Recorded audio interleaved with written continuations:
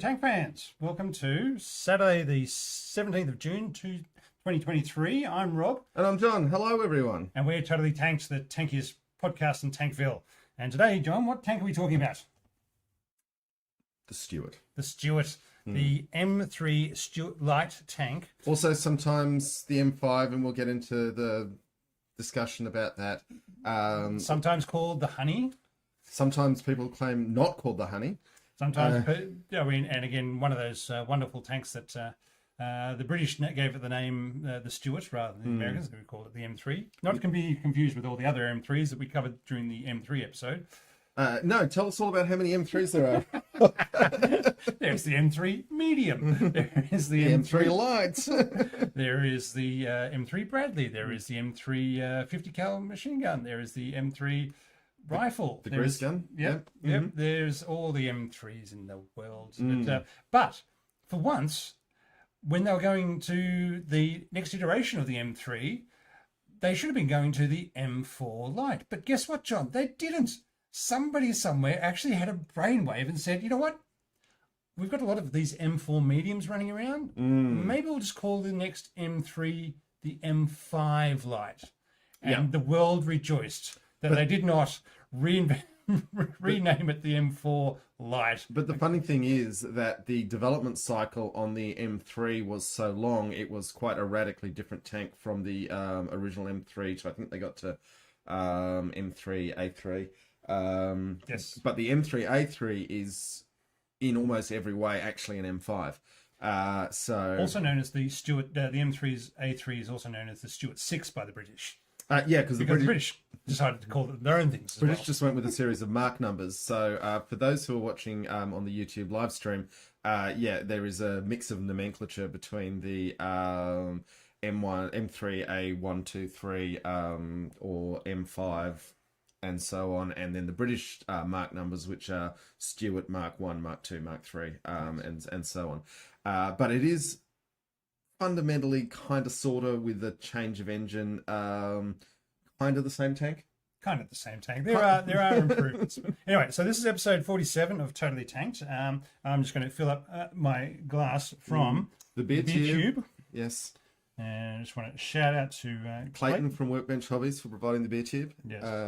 And while we're shouting out people, Rob, who should we also shout out? Wonderful, wonderful Patreons. Yes, we should shout out the patrons. We've picked up a couple more. Jamie Stokes has come on board after being a fan. Thank you, Jamie. Years. Yep.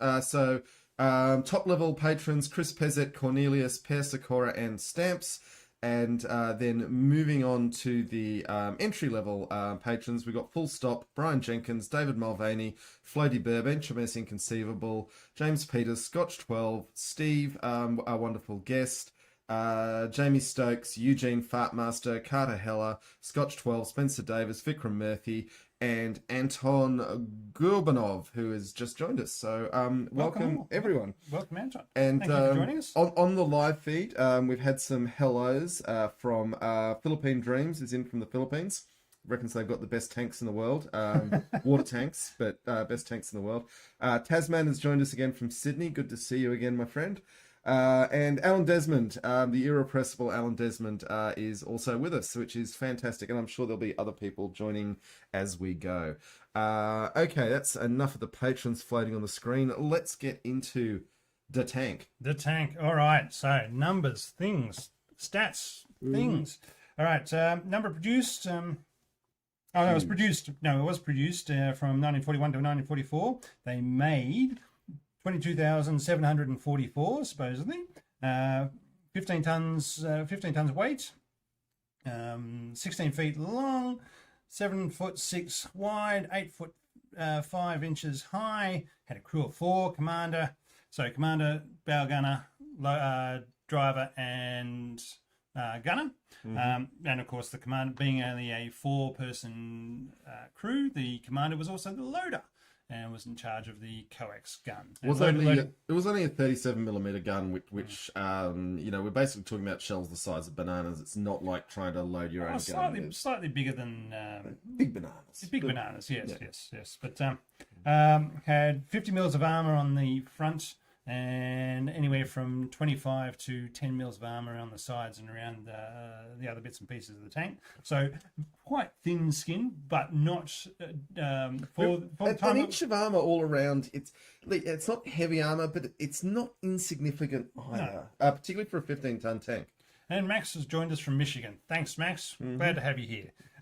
So yeah, look, it doesn't have a lot of armor, but it was equivalent armor for the other tanks running around at that point in the war when it was first introduced. And quite a good slope on the front as well, it should be noted for that. Well, except for the shot trap of the drivers and the assistant drivers' hatches, which really were just flat bits of metal that any round smashing into them would take out those two guys. Yeah, look, I mean, you'll see with Stuart's, about half the times they're in photographs, what look like they've got Dumbo ears. I think the Japanese actually called them Jumbo. And it's actually the drivers and assistant drivers hatches up. From the that's from the M5s, not from the. Yeah, it's moving on to the later marks that they had that, but it's quite a distinctive thing, and it took me a while to figure out what was going on because some German tanks had hatches in the sides of the turrets that could kind of give that effect, but these are actually coming up from below, from the top of the tank. Yeah.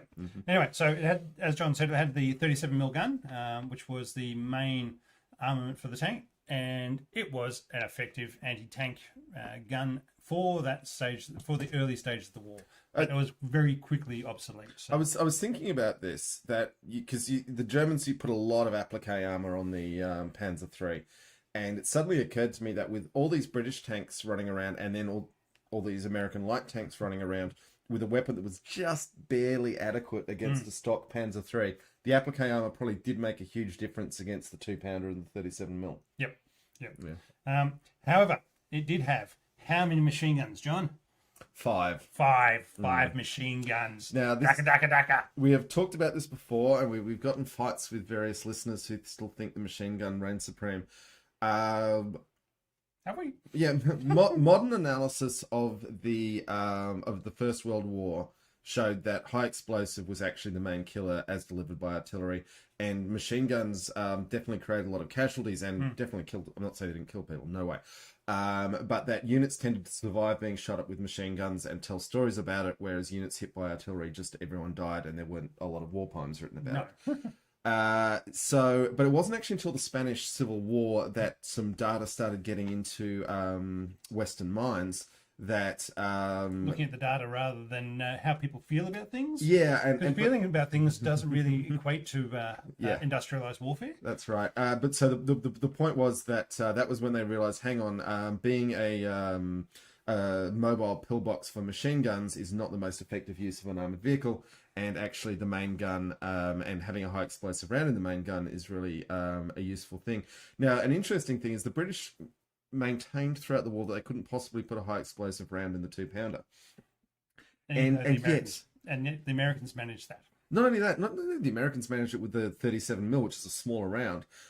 You also had 40mm anti-aircraft guns with high explosive rounds. Yep. So you could do it, guys. You could have done it. They also kept on trying to take out the machine guns in the tanks. Yeah. So anyway, talking about machine guns.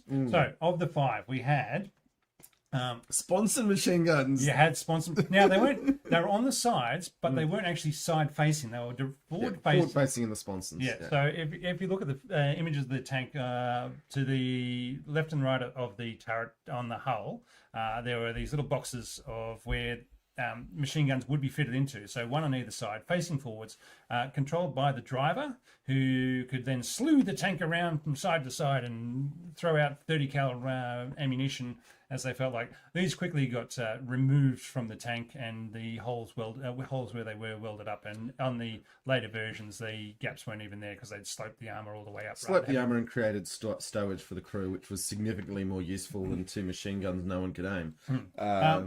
Welcome to Scale Model Cinemas from Adelaide. Thanks very much for joining us. And yes, Philippine Dreams, the beer tube is depleted, but there is still 32 ounces left. There was a lot of froth at the top of it, meaning that we couldn't actually put any more in. But don't worry, we have strategic reserves that we'll be deploying as directed by the commander. We are not the sort of men to start a beer podcast, a tank podcast without sufficient stock. I'm all about the logistics.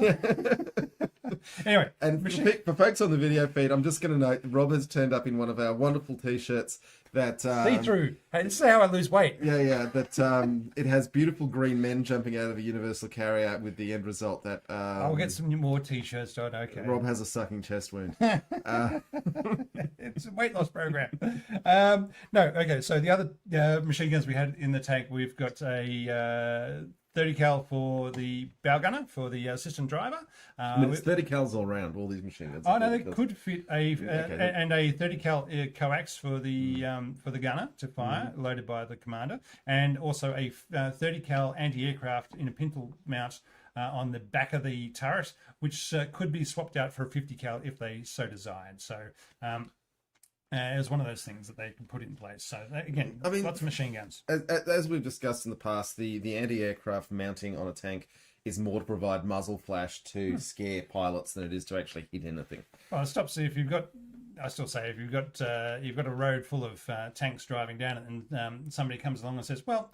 A plane comes strafing down that long line. Yeah, you can make them actually not come down your line and shoot you up. But my point is, you might actually achieve more effect by firing blanks with a bigger muzzle flash than you would actually shooting little bits of lead that are never going to hit the thing.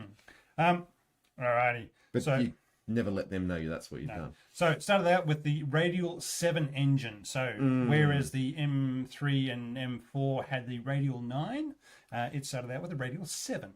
It's really kind of fun how I think a fundamental thing with this tank that occurred to me doing my research on it was the Americans always emphasized making a really good vehicle first and then made it a fighting vehicle, whereas a lot of the other powers in World War II tried to make a fighting vehicle and then tried to add the vehicular parts of it. So this is why this tank is this weird boxy bad high shape. Because it's got a radial engine at the back and a crankshaft through the middle, and in early experiments they tried having two turrets, and it wasn't as silly as it sounded, because with the prop shaft through the middle of the tank, it actually meant that the operators of the turrets could have more leg room without having to constantly be trying to get their legs over the shaft. Stepping one side to the other. Basically, you had one person in each of the twin turrets, like the 6-ton, lights, and the T-26. But they decided, you know what, we can figure a way around this. One, we can just put a turret basket in. Well, a much loathed turret basket, because this tank was too small to be basketed, so the turret basket meant their legs were sort of up, their knees were up around their ears. But yeah, it was one of those things that with two people in the turret, they just learned to step over the crankshaft as the turret was traversing, until eventually they said, you know what, no, this is too many people going to get hurt doing this, so we're going to actually put a turret basket in. And then the troops in the field said, yeah, you know what, we're going to rip that turret basket out and just go without it, which is what a lot of them did, especially the Australians. Okay, then we swapped to, so that was a petrol engine, the Radial 7, and then later on they swapped to two Cadillac V8 engines to increase basically because the production runs of the radial engines were going to more aircraft, and they said, you know what, nobody's buying cars, let's just, like with the Sentinel, let's just go down to the local Cadillac dealer and say, give us a production run of your best performing engine, and we'll take two of those and we'll shove that in the back of the Stuarts and go from there. It was only in the M5, wasn't it, that they finally got to the twin Cadillac engine? I'll get to my various variants when I get over the page. But it was interesting that, we all laugh at Australia for putting three Cadillac engines in our tank, and aren't they desperate primitives? But in this case, did we inspire them? Do you think that what it was? I'm not willing to make that claim, but it is interesting that in this case, what they got was a tank that was incredibly easy to drive, particularly with the hydropneumatic transmission. Grease lightning. Yeah. And it reduced crew training time significantly, which is a real. Which means you didn't have to, when you don't have to double clutch your gear changes every time you want to change gears up or down. You just basically put it in, and then the engine will change gears when you get to the right speed. Makes life a lot easier for a tank driver. Yeah, I mean, I've got some love for, someone who really knows the machine, being able to operate every part of it versus an automatic transmission, which they're not as good as manual. All right. Speaking of gears, it had 4 forward and 1 reverse gear. Being a light tank, it would had a good little turn of speed, up to 60 k's an hour on the road. However, it was very limited in its range to begin with only a 100-kilometre range. Which, for a tank that ended up in a scout role because it was a light tank, its range was an enormous liability. Yes. It Yes, they did start strapping on external fuel tanks. However, stopping to refill that when you're on the advance or when you're screening, you're either an advancing force or or chasing down a retreating force, doesn't do you any good. Well, when you're a scouting force and living and dying by your speed and your ability to not be there when trouble starts, having to stop and get out of the tank and do anything is, I mean, even if you don't get bushwhacked, you're going to be the point being of a scouting force is you go looking for the enemy. When you bump into them, you run away. Well, you figure out what's going on next. But the doctrine, well, I'm not sure if it's doctrine, but the situations usually where they would scout forward, and when they thought they were about to run into an enemy, then they would stop, fill up the fuel tanks, then go looking for the enemy. But that doesn't really do you any good if, one, you bump into them when you're not expecting, or two, you don't find them when you're expecting them, and suddenly you're out of fuel and a long way away from home without having engaged the enemy. So it really is a bit of a logistics issue for you. Yeah, I mean, the real world scenario is, you never encounter the enemy at the moment you want to. And it was always on the corners of 4 maps. Where 4 maps meet, normally uphill, yeah. William Slimline, that one. For anybody who has not tried to navigate or plan an attack on a spot that is on the joining of 4 different maps, usually of different scales, yeah. It's not fun. It's really not fun. That's where but anyway. Okay, so with the M3, they built just under 14,000 from March 1941 to September of 1943. For the M5, they built just under 9,000 from April of 1942 through to June 1944. So as they landed the D-Day, they said, "Yep, that'll do us for the production run of that," and they've then gone into the Chaffee production run. So they tried. It's interesting how early the Chaffee came in, considering how long the post-war life of the Stuart was, which comes back to my old favourite, the best tank is the one you got. Yep. And welcome to Smurfo 4078, just dropping in. Thanks, guys. All right. You don't know it's a guy? Well, I don't know. I'm using that as a generic term. I've coined folks. I know. I use folks. Statistically, it's extremely likely to be a guy. But hey, you would not believe how much we value our tiny number of female listeners. So. All right, variants. Yes. John, should we talk about the variants? Because there is a long list of variants. There's a very long list of variants. Is the list of variants longer or shorter than the list of operators? See, for those who want to see this, my little page. This is the list of variants. This is the list of operators. There you go. Yeah, it's pretty close. It's pretty close. All right. Let's just go back big picture. The longevity, the list of operators, and the list of variants goes to the beautiful, superlative chassis that was created, which would just go out and smoothly do what it was supposed to do. And then, as a result, end users all over the place said, "Hey, let's stick a howitzer on it," or let's pull the turret out and use it as a scout transport. And all these things you can do when you've got a really red-hot, great chassis. It sounds pretty much like the Panzer III, which is exactly what they do. Very similar. I think the Panzer III was the Panzer III was a heavier tank than this, and a more formidable fighting vehicle than this. But it's pretty much had the same sort of, it's no longer good enough for frontline combat. What else can we do with it? Yeah. Sure. Type idea. All right, so start out with the M3, no turret basket, and 5 machine guns. 5,800 of those were made. Then we go to the M3A1, 4,600 of those. They did get a turret basket, but they removed the cupola. So it's just hatches on the top with no cupola for the commander.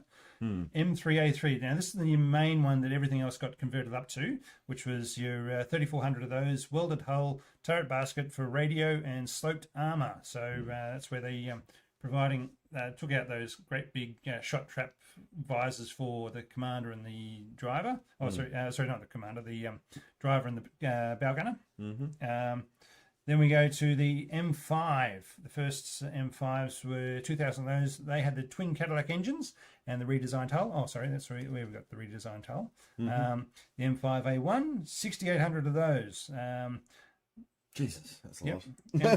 So they were essentially the M5 with the turret of the M3A3. So that's with the bustle out the back of the turret so you can fit the radio in. I mean, if you're a modeler, don't let anyone ever tell you that anything you've made didn't exist, because with this tank, every variation happened at some point. It's no one can categorically deny that a certain type or combination happened, because they were mixing and matching bits from all over the place. And not all of them made it into production, but they tried a lot of things. Oh, but also just the aftermarket reworking and things like there were radically different drive wheels as well. All right, then we go on to the other big user of the Stuart frame, which was the M8. This is where we had threw in a 75mm howitzer. So it's HMC 75 M8, which basically they had 1,700 of those made. They had an open-topped turret with a 75mm howitzer thrown in it, and plus a trailer strapped on the back to haul the ammo around. So basically just a gun carriage. Yeah, that's a really interesting one, because the 75mm howitzer is getting to be a pretty anemic howitzer. But at the same time, as a mountain gun that can get into places where the big stuff can't, it could literally be a game changer. And you were keeping up with the armoured advance is the main thing. It's why you put any sort of gun into a tank chassis, is to say, howitzer or artillery piece into a tank chassis, is so it keeps up with the armour. Then we go on to the T6 recovery vehicle, which was not implemented.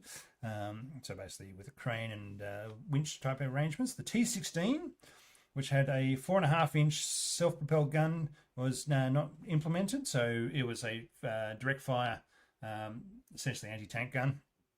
The T18 howitzer motor carriage, again with a self-propelled gun, only two of those built. Plenty of mortar carriers and more self-propelled guns with different size guns put in them. Mortar carriers are very underrated vehicles in because you never see. I mean, we're not going to devote an episode to a mortar carrier, but the capacity to, I mean, mortars are underrated, but they're incredibly effective weapons, and then to have a vehicle that can go out at distance, carrying a lot of ammunition that an infantry squad could never dream of lugging. The poor guys lugging around all the mortar shells and the tube and the base plate and everything else. So, saying, yes, they're a bit more protected because they're a couple of k's back from the front line, but it's a hell of a lot to lug around with them. Whereas you throw an 81mm mortar in the back of a Stuart and away you go. So it can carry all that. A tracked utility vehicle. I mean, we've talked about with the universal carrier as well. Alrighty. You've also got chemical mortars, so throwing out your tear gas and other sorts of horrible things to people to make sure that they don't raise their heads and have to carry their gas masks and have a miserable day in their gas mask. You had a 105mm howitzer version. Again, they tried it out and said, yep, this is a good sized gun, but they'd already had other tanks, the Lees with the Bishop, I want to say. Bishop? Or was that the Canadian version? Okay.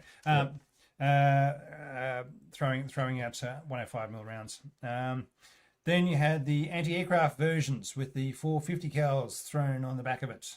Which apparently they discovered were quite terrifying just in an anti-personnel role. Oh, of course it is. Anything that spit out that much lead and basically being from a protected version. All right. Then somebody said, oh, look, if we can throw a 105mm howitzer on the back of it, why can't we throw a 155? Because that'll definitely work. So, yeah, they threw a 155mm howitzer in the back, and that didn't go anywhere. Again, a lot of these things they found they would redesign the hull, take out the driver's hatches and bow gunner's hatches, and then they'd put a turret on and they'd put a big gun on it, and they'd say, you know what, it's very front heavy, and it would just basically fall over as soon as it started going down a slight slope, because it was all too much weight going forwards in the tank and they couldn't balance it out. Then they had another anti-aircraft version with the 40mm Bofors strapped on the top. Then they had another anti-aircraft version with quad Oerlikon guns, Yeah. 20 mil quad guns. Then they had the command tanks. They had recon versions. They had Now, one thing I like, it's an interesting one with the command tank, because the command tank was obviously not a regular one, and this is one of those moments that people learned. Your command tank, even if it's got literally a dummy gun coming out of the turret, you do not want your command vehicle to look different to the regular vehicles. That's a quick way to become a shot magnet. Yeah. Or have too many extra aerials sticking out the back of your Yeah, no extra aerials. No. Right. Now, you had a recon version. Now, I'm not sure exactly what the difference was, the recon version. I didn't see if... At least one of the recon versions that we've got pictures of in the slideshow literally didn't have a turret and had a squad. It looked like 5 dudes jumping out. That's what I was going to get to. With the you had a light mine exploder.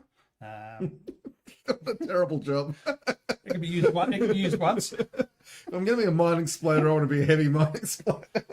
You had a number of flamethrower versions, which is always good. The Marines especially made use of them. There you go. I think that's a recon on the screen there. Anyway, you had the Marines. They had their own version created for them, for the CBs, and they called theirs the Satan, as it spewed out flames from the bow gunner's 30 cal position. Then you had some dozers to clear away any sort of obstacles. Then you had versions which had rocket launchers strapped to the back of the tank and said, right, let's fire these off and see how they go. So that was all the American versions, and then you had the... Oh God, here we go. then we had now let us consider the Free French. Then we had other versions. Okay, so then we have the UK. They had the command version, their own command version. They had the Kangaroo, which is the armed personnel carrier version. So they ripped the turret off and said, you know what, jump at the back, boys, and you can leap out just like the universal carrier, and away we go. Then just using it as a artillery tractor to tow around artillery pieces. Then we get to Brazil. For those who don't know, Brazil had plenty of them. I'm going to say now that it is almost a villain's gallery of all the worst causes in the world that the Stuart fought for in the post-war environment. Oh yeah, no, we'll get to that. We'll get to that. If there are terrible people doing terrible things, they're using Stuarts. We'll get to that. No, it's basically while they had a role in World War II, its suppression of people's revolutions after World War II was probably what it was more effective at. Look, it killed a lot of Nazis, and let's focus on that. All right. Yep. Okay. Sorry. We'll skip the Brazilians for the moment because we're sticking with the World War II variants. So the Yugoslavs. So partisans. Chechniks? No. Partisans? I can't remember. Partisans. We'll say. The Yugoslav partisans are fine. No problem with them. Yep. Okay. So again, when the turrets started dropping off theirs and they don't have parts to fix the turrets or go or keep going in their war against various oppressors, because we're going to say who they were shooting at all the time, they said, right, we'll rip off the turret and make them into a mortar carrier. There's also some great photos of them ripping off the turret and just bolting a Pack 40 on the roof. I approve. Wish I had a photo of that. They're out there. Again, same thing with the German flak cannons, the four the quad gun flak cannons, or I can't remember if they're dual flak or either. So they just whacked those on top of it, and then there was another one for throwing a Pack 50 on the roof. Now, supposedly, there is documentation saying they did put a 150mm cannon on, so 15 centimeter. Sorry, 150? Yep, 15 centimeter SIG 33 gun on the back of one of their Stuarts. Now, I mean, you can bolt anything onto anything, but whether you've made an effective fighting vehicle is a different question. And for World War II, it you can start outgunned an IS-2. I mean, fantastic. Can you imagine you're driving an IS-2 getting slaughtered by a Stuart? Now, all these things don't have the actual. There's no turret there. It's basically just whacking on top, and the guys working it out in the open. But no, it's what you do to fight off the oppressors. All right, then we get into Brazil. So Brazil got how many did Brazil get? They got 350 over all up. And they went from they've upgraded theirs over the years because they kept them after the war. They were given them during World War II, and they actually saw action. So the Brazilians joined the invasion of Italy, and they brought their Stuarts with them. So they had been given their Stuarts by the US and said, right, we're joining this. We're joining the alliance. It's worth noting Brazil joined World War II at a time when it could actually do something useful. I think Argentina joined the Allies like 2 days before victory in Europe. I might be wrong there. It was not long. Yeah, Brazil was actually had 25,000 troops deployed as part of the invasion of Italy. Yeah, which was a hard fight, and that's a significant number of troops. Hard fight because the Americans bloody bollocks it up. The American generals bollocks it up. Yeah, I mean, also, Italy is tough fighting terrain and favours a defender, but I can't remember the general's name, but they bollocks up. And they could have made it easier. I'll give you that. Yeah, and his line when he's captured Rome on June 5th, 1944, and he's read the paper the next day of the D-Day landings. D-Day landings, and he said, "Couldn't they give me 2 days? They couldn't even give me a day." He was so disappointed that basically his star had been outshone by the invasion of Normandy because he'd taken Rome. Yeah, but also his seizing of Rome was done in a way that he could have done more useful things. Oh yeah, that's what I'm saying. He bollocks it all up. But anyway, so let us not begin on Montgomery's failure, or MacArthur. We'll get to MacArthur. We did MacArthur a bit in this. We're gonna do him again today. All right, today. Yeah, okay. We're gonna do him again. All right. So that was the variants. Now, countries, John. Now we're going to start off with many. We're going to start off with just the World War II countries. Yep. So the US, United States of America. I hope so. They had lots of them. They had as many as they could ever want. All right. Yep. Then they gave them to the Commonwealth, the US, UK, England themselves, plus the Commonwealth countries of Australia, New Zealand, South Africa, Canada, and Southern Rhodesia. I'm assuming so. Well, they definitely have them in Rhodesia. We got a picture of one of theirs. Yeah, I know, but the Rhodesians were running around by themselves. My understanding was that the tanks were all put into the British inventory, and then the British were parceling them out to the rest of the empire as they felt need. Obviously, they didn't give any to Australia until after we didn't need them as desperately. But that's how empires work.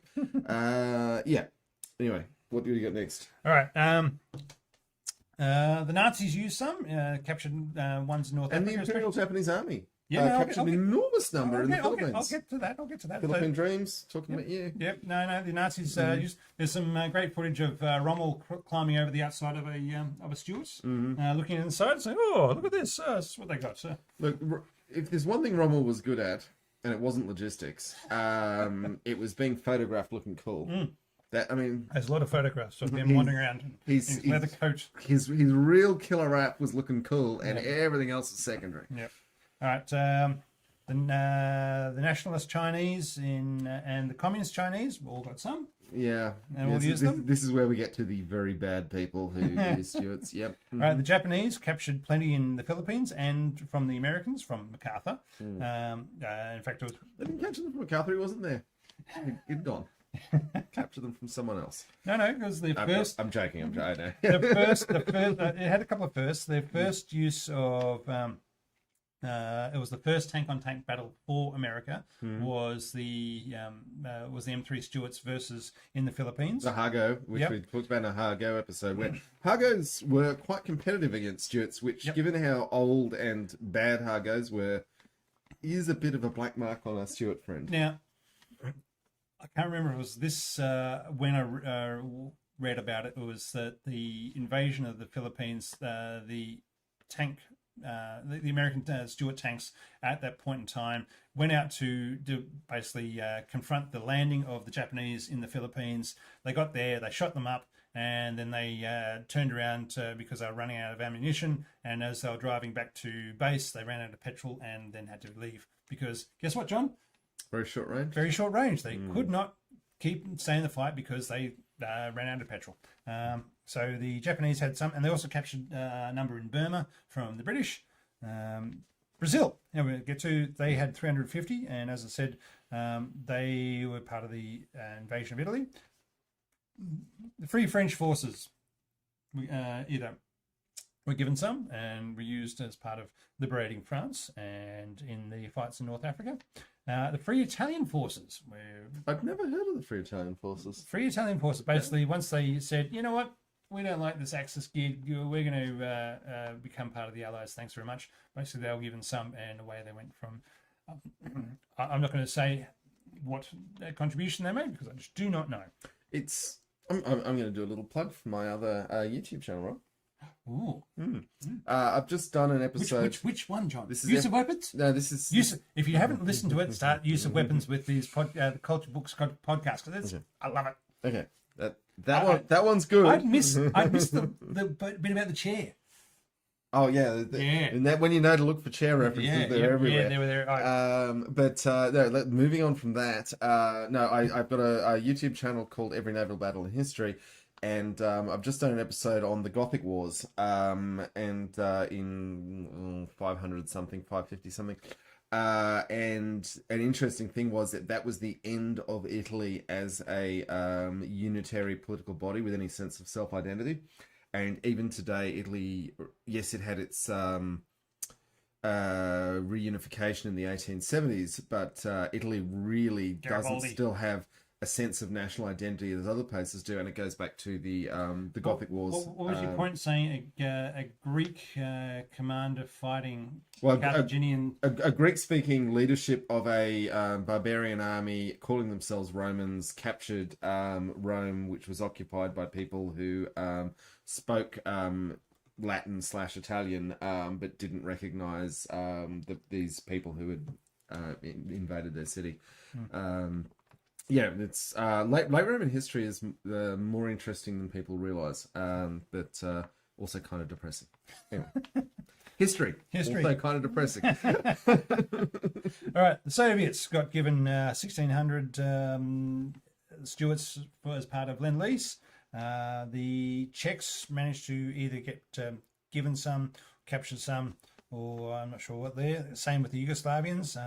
They were given them by the Allies. Basically, there were ships coming off the coast of Yugoslavia and dropping them off, and away they went from there.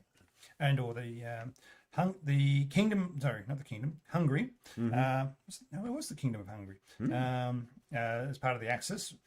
Don't get messing with the Hungarian king, man. Well, I didn't write it down, so I could be totally wrong about all this. But anyway, they captured them from the Soviets and or given them by the Nazis. Romania, same thing. They captured them from the Soviets or they were given them by the Nazis. So that is the World War II countries who were using M3 Stuarts in all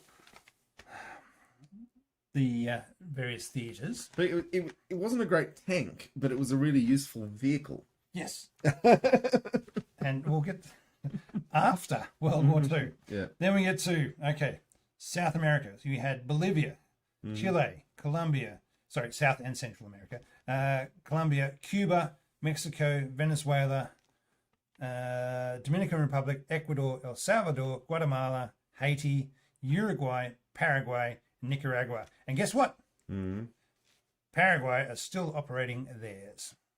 Or is it Uruguay? Hang on. Oh. Don't mess them up. No. Oh, no, Rob, you have to apologise again. I'm going to apologise to everybody. All right. Where is that? One of the Guais. Yep.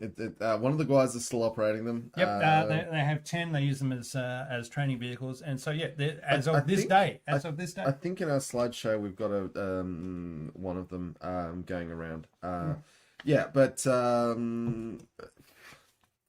we keep circling back to the universal carrier on this, and I think there's a very good reason in that once you've got a track chassis that is really rock solid, the main armament doesn't actually matter that much. It's all the other things you can use it for. And you pull the turret out and it can get mortars where they need to go. Sorry, Philippine Dreams, Gothic Wars, The Cure versus the Smiths. Look, I literally I've made many goth jokes in recent episodes on that, but yes, that's a good one too. Yes, and Tasman informs us that it's Paraguay. Thank you. All right.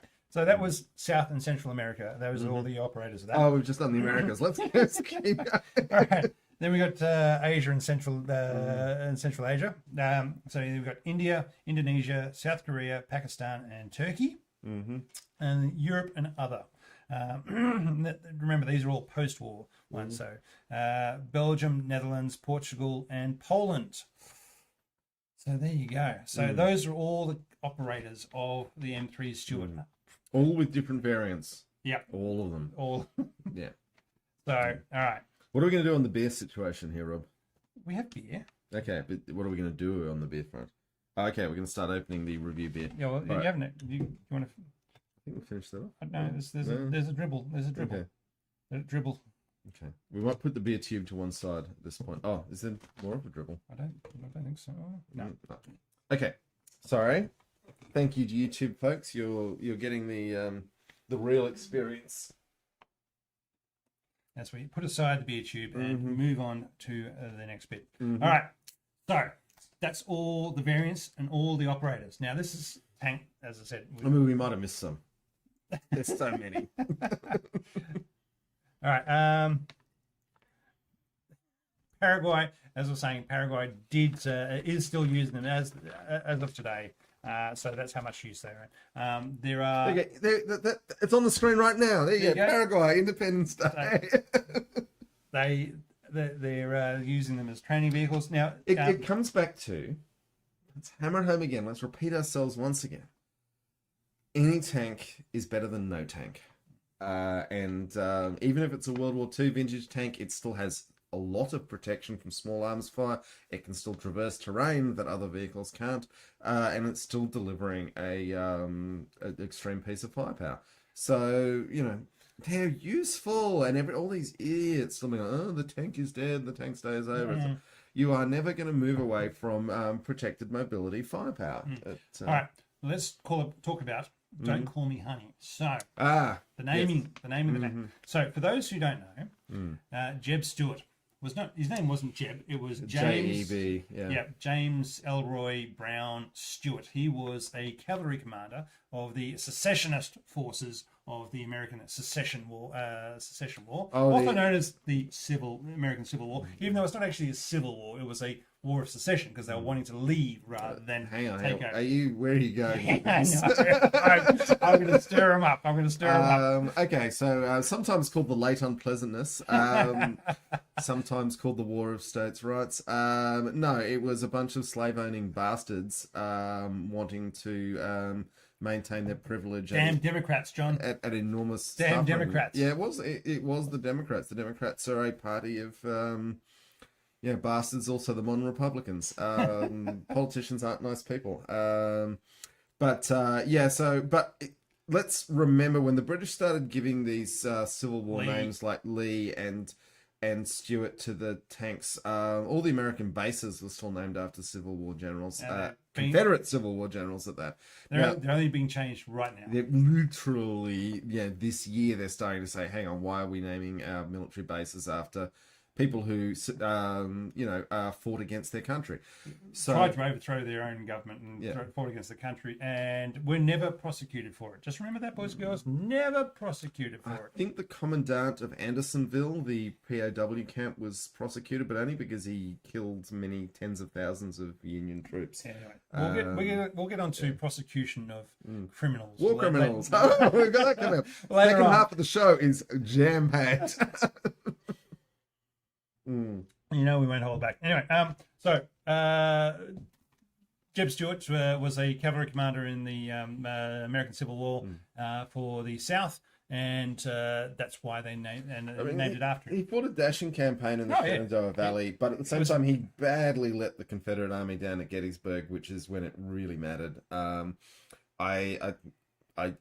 think the jury is still very much out as to whether Jeb Stuart was any good or not. He burned bright and fast and was dead at 31. Yeah, well, that's the important thing. Why are we still lingering on, Rob? Anyway, but also the "Don't Call Me Honey." So the designation of being called a honey tank was supposedly when it was delivered to North Africa and was provided to the Commonwealth forces there. They went for a bit of a jolly ride in the Stuart, and one of the drivers, lieutenants. South African lieutenant has jumped out at the end of it and says she drives like a honey. And now, I've got a Bruce and Sheila joke I need to tell you, Rob. Yep, tell me. So, our Australian audience will know who Bruce and Sheila are. No. Australian audience might be unaware of Bruce and Sheila jokes because you have to have English cousins to tell you Bruce and Sheila jokes, because a bit like Polish jokes or Irish jokes are not that popular in Poland or Ireland. No. Bruce and Sheila jokes are not that popular in Australia. But here we go. So, Bruce and Sheila, a pair of Australians, are on their honeymoon, and they're touring Europe, and they're in a hotel. How's it going? And they go down to breakfast in the hotel, and they get put on the honeymoon table with a American couple and a English couple, and the American looks at his wife lovingly across the table and says, "Sugar, can you pass me the sugar?" And not to be outdone, the Englishman says, "Honey, could you pass me the honey?" Bruce looks lovingly at Sheila, looks in her eyes and says, "Pass the bacon, you fat pig." So, Australians, there we as the world over, Australians are known for being a bit crass. Let's face it. Here we go. I got my Bruce and Sheila joking relevantly. So yes, it is still, there's a lot of debate, and people still get exercised about this, is whether anyone actually called it the honey. There were plenty of news reports. I was going to say, there's a lot of documentation from the time of it being called the honey. So a bit like the Hetzer, there's still people who get angry about Hetzer's gonna Hetz. Yeah. Whether the Hetzer was ever called Hetzer by anyone. It's like, no, there's a lot of documentation to support this. Yeah, just because it's not, there's no YouTube video saying it is, but anyway. The point being is that, yes, it was called the honey, and it supposedly came from a South African lieutenant who's just jumped out of it and said what a smooth ride it was. It was as smooth as honey. So that's why. Smooth as honey, what a honey. The basic point is that it was an unbelievably well-engineered and manufactured vehicle, and that made it extremely pleasant for the mechanics, for the drivers, for the commanders. It was just a nice vehicle to use, and that gets you a long way, even if your firepower's bad and your armor's not great. The fact availability, is an underappreciated part of military vehicle design. It's not a Crusader. It's better than Crusader. We're going to have to do the Crusader. We will. All right. What is the Nuffield engine? Here is a complete failure. All right. So first used by the Commonwealth forces in North Africa for Operation Crusader from November to December 1941. There was 170 of them had been provided, along with the M3 Lees /Rants. Compared to the abominations that were British tanks in this period, besides the Matilda II. Besides the Matilda II, but even the Matilda II's engine, at least it was a diesel. The abominations of the British cruiser tanks, this thing would have, which the Stuart's 37mm gun was, close enough to the British 2-pounder. Just a tank that the engine didn't constantly vibrate itself apart would have been such a difference. But there were a number of times during the operation where the lack of petrol, lack of range on the tank meant that the German Panzer 3s and 4s were able to get away from situations because they would just outrun them from distance. The Stuart was faster, but it couldn't go as far. And so while they stopped to refuel, the Germans were able to evacuate and retreat from whatever situation they're in and get away and sort themselves out and reorganize themselves. Whereas if the Stuarts had a more fuel availability and basically longer range, they could have taken on the Panzers when they were disorganized in retreat. All right, so there was, as I said, the first tank-on-tank use by the US in the Philippines in December of 1941. Well, they didn't do particularly well. No, because there were only a couple of them, and as I said, they ran out of petrol. But losing to Hargos is well, it was that's humiliating for any tank that isn't more than FT. There was also the naval bombardment and all the infantry around, whereas they were running around by themselves. I get there's extenuating circumstances. I'm just saying that when the Hargo is looking comparable to you, and the Hargo was a mid-1930s design, and also, it's Japanese armor. It's not great to do badly. I would note we've got a poll going on the YouTube live stream, and at the moment it's 56% saying the Stuart was okay for what it was, and 44% saying it was awesome. So as opposed to, say, the Leopard 1, which was overwhelming last month, this is a much more contested. I'm sure the numbers will go up and down as we discuss it, and we provide more information to our viewers and say yes. And here are all the ways. I mean, Philippine Dreams noted the Stuart was not a good military tank, but it was great for crushing popular uprisings in developing nations. We're going to get to that. Which we are going to get to. And like I said, it fought in appalling causes. But you don't always get to choose your causes when you're just a tank. Right. Tanks don't get to choose where they fight. The first main use of it by the US was at Chowigi Pass, where you had 30 M3s took on 12 Panzer IIIs and Panzer IVs, 6 and 6 of each. It was the first US versus Nazi engagement of tank battle, where the US battalion company snuck up on the Panzers, who didn't realise they were there, and basically shot them up from close range from the sides. Managed to kill 7, but however they did lose 6 M3s. So it was a fairly good engagement for the first time for the tanks by the US, but it then led into Kasserine Pass, where everything did not go so well as for everybody. Just remember with Kasserine Pass, the Allies actually won that battle. But I'm not saying battle, but not sorry. Yeah, it was a debacle, and I'm not going to shy away from that. But the Germans did actually have to withdraw after Kasserine Pass. Right. But, so, and this gets back to, and there was a big change from the activities in North Africa. There was a big change from the doctrine employed for the light tanks. So, really, what they did learn from it and said, at the beginning of North Africa, the US was putting them forward as a battalion of light tanks and to carry out whereby they would be fast, mobile, and would go forward, engage and contact the enemy and engage the enemy's tanks by themselves, without infantry, without any other support. And that was their role.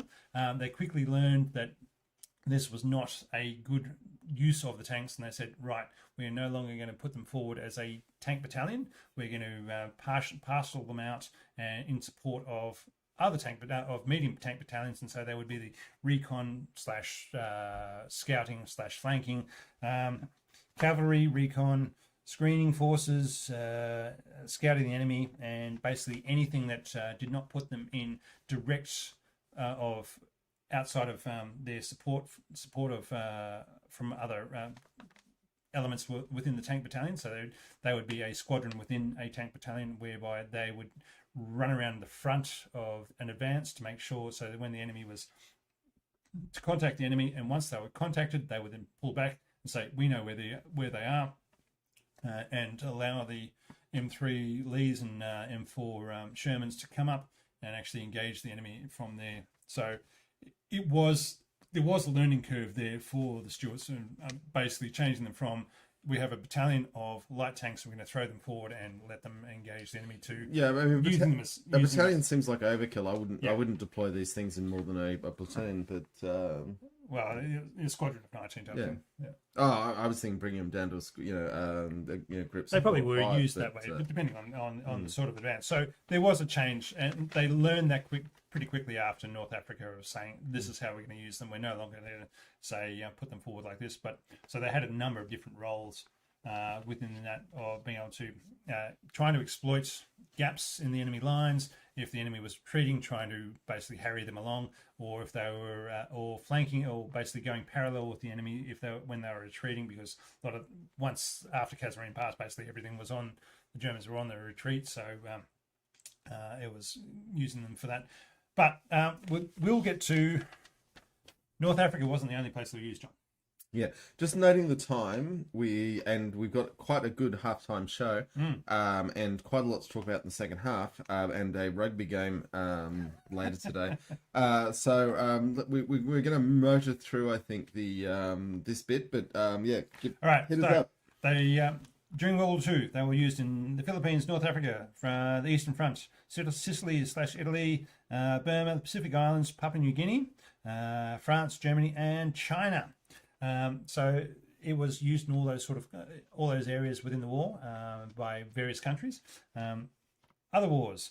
Now we're talking wars here between two nation states. So you had, I suppose, just destroying hopes and dreams of people who want a better life. Yep. Yeah. All right. Pakistan and India in 1947-48. France in Vietnam, the first Indochina War, which you could say was a popular uprising, but anyway. The Chinese Civil War.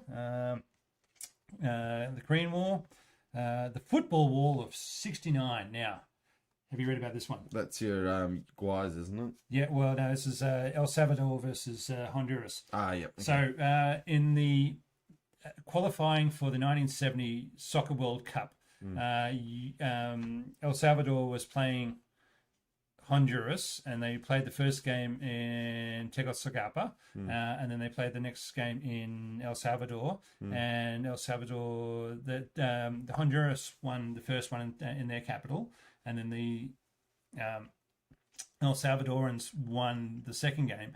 However, Honduras at this stage had been carrying out a fairly robust disenfranchisement of any El Salvadoran people within their state, and basically taking away the land and saying, yep, you can no longer, even if you're married to a Honduran person, your land is forfeit to other Honduran people. So this is all part of the Banana Republic, because realistically it was all part of what had been brought about by the United Fruit Company of America. Chiquita Bananas. Yeah, so it's all corporate. So for libertarian dreams of corporate rulership of what they'd done in Honduras was pretty horrible. But due to after the game, there was a lot of after the soccer game in 1969, there was a lot of angst and political diplomacy going badly between the two countries. I like how, having said we need to move quickly through this, we're doing a very long story. It's important. Come on, and then the El Salvadorans said, you know what, bugger you lot, we're on the charge, and so they've rolled across the border in their Stuarts, and they were hours away from taking the Honduran capital of Tegucigalpa, and before the US and other Central and South American countries said, you know what, you need to stop. And so the war was basically, it was a 100 hours war, and it was following very soon after a soccer match, and went from there. The third match, so El Salvador did make it through to the the Soccer World Cup, and lost in the first round or something from there. Anyway, so that was that one. Then we have the internal revolts and revolutions. Okay. You have the Huk Balahap rebellion in the Philippines, which again I think we're about to get a message about that. But there's people supporting the mountain villagers supporting the fighting against the Japanese in support of the American troops during World War II. Felt very disenfranchised by the American forces and the collaborators with the Japanese forces, who the landowning collaborators with the Japanese forces after the war, and saying, well, we're the ones who fought with you, and these guys actually collaborated with the Japanese. Wouldn't you like to... No, the American forces and... The entirety of the Western Pacific has these stories of, particularly South Korea is the leading example, where the collaborators with the Japanese ended up being the only people the Americans could cut a deal with after the war, and being given enormous support. It's... I have some sympathy for the Americans being like, oh God, we've got to run the whole world and we don't know who to do it with. But at the same time, they made some appallingly poor choices. Well, and they made the appallingly poor choices on purpose, though, John. Fight the communists and basically keep the power and people in power. Yeah. And keep the money flowing. Yeah. The United Fruit Company is not picking those bananas themselves. No. No. They need the slaves. Yep. Yeah. Yep. All right. So that was, and basically that's the Filipino rebellion is continuing essentially with the they morphed into the communist Muslims that they are today that are still fighting on. All right, Indonesia. There's about 6 very different uprisings there. Yeah, so first off, but mostly in terms of the use of the Stuart, it's the Dutch trying to keep Indonesia down, and the British. The British were there and part of the insurgency. It gets incredibly complicated. I mean, Australia and the British played it's at times a moderately admirable role in helping the Indonesians, and at times not at all. No. That is a very complicated bit of history. So kicking the Dutch out was the first part, and then once Indonesia was set up as a sovereign nation within the insurgencies that happening, they had the National Revolution, the Islamic Revolution there, which was the Dural Revolution, the South Maluku Rebellion, the PRRI Rebellion, the 30th September Movement, and the Permasaba Rebellion. These are all different revolutions on different islands from people not wanting to join the military, who were part of the Dutch military, and then not wanting to join the predominantly Muslim Indonesian military, and all sorts of various bits in between. You have the issue in Indonesia that Java dominates the entire archipelago with its own culture, and that's not a particular criticism of Javanese, but just that it is an enormous archipelago with lots and lots of different sorts of people. And then the Aceh, the island of Aceh, is very much strongly Muslim than the other parts. But combinations of Hindu, Buddhist, and Christian. Yeah, but Aceh, Flores, Bali, Irian Jaya, and they're just ones that I happen to know about off the top of my head. It's a huge archipelago, lots of different sorts of people. Java dominates it because it's where the most people are, but there are issues. And then you got Dayaks and their head takings. Yeah. At least they use the internet to keep track of the league tables. Yeah. We've talked about it before about the Sea Dayaks versus the Hill Dayaks and who can take the most hits. All right. Then there's Cuban Revolution and then the Nicaraguan Revolution, which they actually won with. So both of those. All right. I guess the Stuart was on the losing side of most of these fights in the long run. I think in Indonesia they did pretty well. No, the Dutch lost and the Indonesians won. Yeah. And similarly, the one of the biggest users, the Republic of China, lost, and God knows there might be some viewer out there who's mad keen on the Republic of China, but I'm pretty sure most people can agree the Kuomintang were appalling people doing appalling things, and they made the Chinese communists look good in comparison. I think that could be said for all the right-wing governments oppressing the people using the M3 Stuart over time. All right. But most of them lost, which is something. Eventually. Right. Yeah, a lot of people had to die. Okay, so all right, we'll get to my thoughts on the Stuart, which was great for fighting lightly armed insurgents. It fights well in cities and crosses small bridges to remote locations with little infrastructure. Can be ferried around on ships easily, and you've got lots of spares for it. Yeah, and that's basically why it was used to squash insurgencies and people's uprisings around the world and being provided by either leftover from World War II or being provided by the USA to South and Central America to ensure that none of those damn socialists got into power, and the United Fruit Company could keep providing bananas to America for cheap. Cheap bananas. Cheap bananas to America for years. It was right. Self-determination of nations less important than cheap bananas. Yep, and one day we'll get into Iran-Contra, and that'll be fun. I don't know how, but we'll get there. Come on. I mean, the CIA is selling drugs, and cutting out and having to sell weapons directly to Iran because the Israelis were taking too much of a cut. It's brilliant. Okay. Now, the poll at the moment is 50-50 on We swung them. We swung them. Is it awesome or if it is okay? And at this point, we're going to give you some video that Rob took and some video that Jamie Stokes took, and then a chat with an Australian owner of a Stuart. And that'll be about half an hour, and then we will be back live to cover things I was wrong about.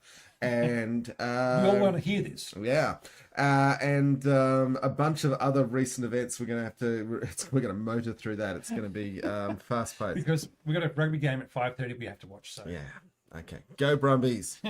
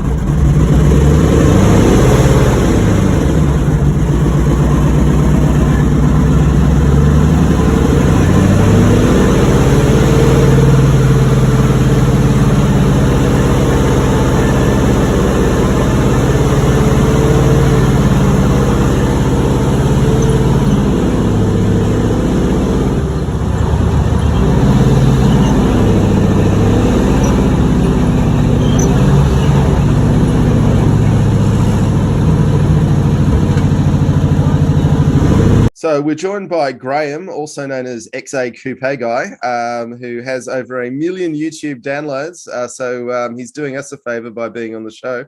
And Graham, tell us about your tank. Right, got me off guard there. What could we have been wanting to talk about? Oh well, yeah, it's an M3. Where did you buy? Where did you? I was about to say it's an M3 Stuart. Where did you buy it from, Graham? I got it from a local guy about an hour and a half away from me called Colin Jones. And you're in he's South a bit Australia, he's a bit of a military collector as well. He has a couple of pre-war Vickers tanks. Yeah, so Vickers lights. Yeah, you got two of them. Okay. And this is so it was in a field in South Australia we're talking about then. No, he'd collected it from country New South Wales or near Oberon area, and I think he got it from. If we go back far enough, there's a bloke called, what was his name? Oh, there was a guy up in New South Wales who was into gold mining, and he bought a whole bunch of Cole Rebo, that's his name. Probably most people in the tank community might know him. And he had them and converted them into diggers to dig up gold and yada, yada, yada. And mine, I have a photo of mine with a big diesel engine and sort of modified contraption in the back of it, sort of full tractor spec. And that was there. And I think it broke, and that's why it got sort of left behind. And then obviously 20 years goes past, and then it goes to another person who was using it as a gate guard. And then Colin bought it in about 2010 and shipped it back from New South Wales, and he sat on it for about 10 years, and I bought it off him. And now you're doing it up, and people can see your restoration on your YouTube channel. I thought, what not a bad place to put it. Yeah. No, it's excellent content. Although you do normally do car restorations, don't you? That's your main bread and butter. Yeah, cars, old Falcons and rust repairs seem to be the 90% of the time, but because I am actually a fully qualified panel beater, believe it or not. And I've done my time in the trade and the crash ops and stuff like that, and that's an eye-opening experience. And then I thought, well, I video half of what the cars are, and I like making videos, so I thought, nobody seems to be filming any real tank restoration set for Cairns Mob, and Bovington were doing some workshop monthly videos, and they sort of stopped doing them, so I was a bit bummed out by that. So is this your first tank brand? Yeah, yes, it is. And do you have a name for it, or did it come with a name? I don't think this one, because this one is a fairly rare beast, because it actually is one of the few Stuarts that actually saw combat in Australia. Like, Australians didn't really send fight tank battles or anything like that, as far as I can tell. Matildas, there are some out there that have seen combat, but only about 20 Stuarts with the Australians ever saw combat, and they went to Papua New Guinea, and that's one of them. And if you Google Stuart tanks in Papua New Guinea, in Buna, you will find a photo of my tank really easily. Well, it's a Buna. Wow. Okay, that's a bit of history then. It's got, its hull number is 1554, and they're all painted on the side, and the the censorship scratched off all the numbers and stuff on all the photos. But there's a guy named George Silk, who was a photographer at the time, who had his own camera, and he snapped a lot of photos of tanks and didn't take the censorship off, and that's how a photo of mine survived. Nice one.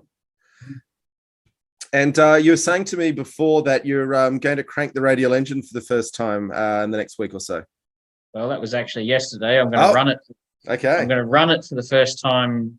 Well, I've run the engine on a test stand, and now I'm going to. It's in the tank. It's fitted, and it cranks off on the starter button. So next week I'm going to try and see if it runs inside the tank. Cool. And so that's a radial engine. It's a 7-cylinder Continental W670. Cool. And so that's a single row? Yeah, no, it's not. It's just 7 cylinders. It's not 14 or anything. Yeah, okay. So 7 cylinders in a circle. Yep, cool. And petrol, I assume? Oh, yeah. And how does an old 70-year-old engine go with modern petrol? It seemed to go all right. I put 91 in it. Okay. So you give it the good stuff. How long have you been working on the restoration? How much longer do you expect to be going for? It's all financially dependent, really. But I got it on the 14th of May last year, and it was a gutted hull, and now it's probably a month off being drivable. Incredible. And what are you going to do with the tank once you've got it running? You know, I've had that question a lot, and it usually goes along the lines of, that's what I'm going to do to it. I mean, are you going to take it to tank shows, or is the plan to sell it to a collector, or, just drive it around? Have you got some land that you're on there? No, I don't have any land. The workshop's about 30 feet long, so I could go forwards and backwards.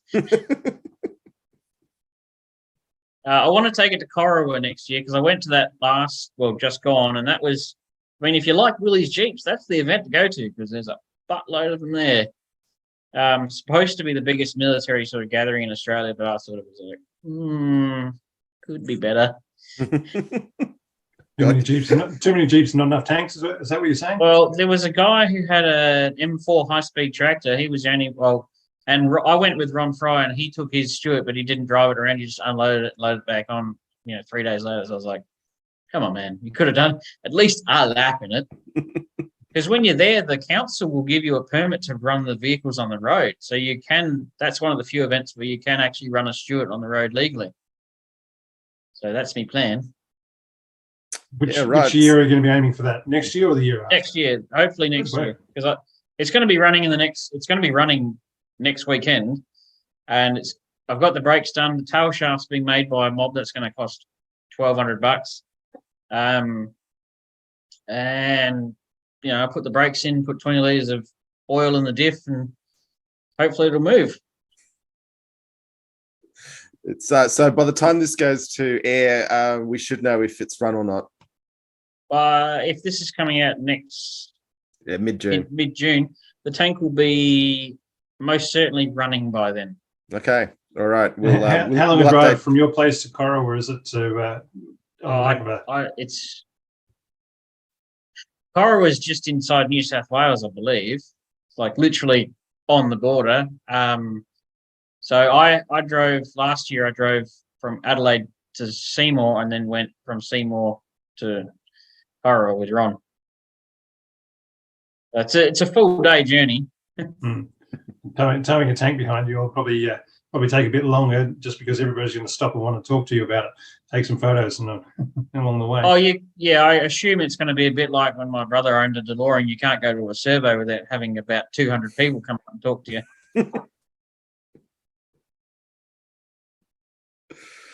Nice one. So, coming from a guy who is doing car repairs, what got you thinking about tanks?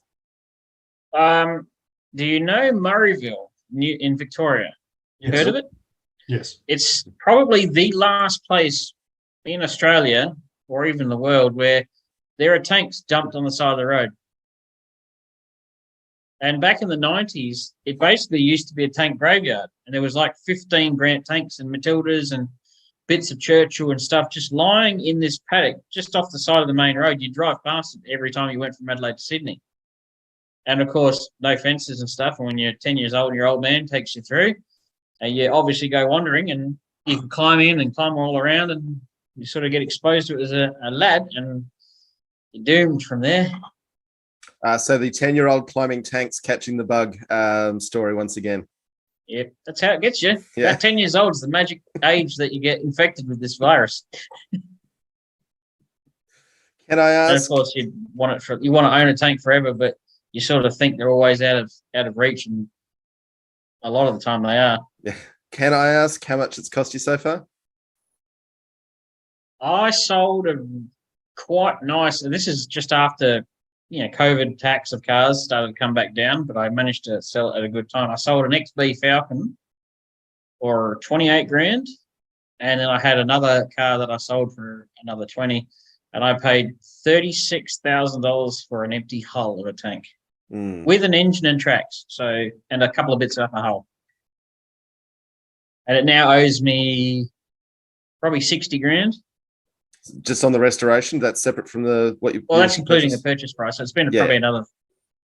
Yeah, it's probably on its way to 70. Really, let's be real. But I mean, 70, given what that people charge for them. I mean, obviously, an enormous amount of your time and skill has gone into making that number. But that's a pretty cheap running tank.